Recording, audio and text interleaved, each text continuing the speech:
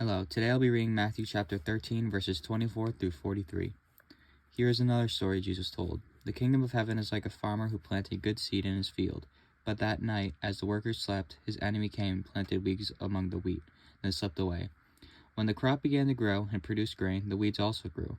The farmer's workers went to him and said, "Sir, the field where you planted that good seed is full of weeds. Where did they come from?" "An enemy has done this," the farmer exclaimed. "Shall we pull out the weeds?" they asked. "No," he replied. "You'll uproot the wheat if you do. Let both grow together until the harvest. Then I will tell the harvesters to sort out the weeds, tie them into bundles and burn them, and put the wheat in the barn." Here's another illustration Jesus used. The kingdom of heaven is like a mustard seed planted in a field. It is the smallest of all seeds, but it becomes the largest of garden plants. It grows into a tree, and birds come and make nests in its branches.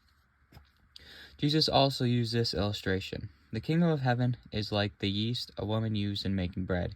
Even though she only put a little yeast in 3 measures of flour, it permeated every part of the dough. Jesus always used stories and illustrations like these when speaking to the crowds. In fact, he never spoke to them without using such parables. This fulfilled what God had spoken through the prophet. "I will speak to you in parables. I'll explain things hidden since the creation of the world." Then, leaving the crowds outside, Jesus went to the house. His disciples said, "Please explain to us the story of the weeds in the field." Jesus replied, "The Son of Man is the farmer who plants the good seed.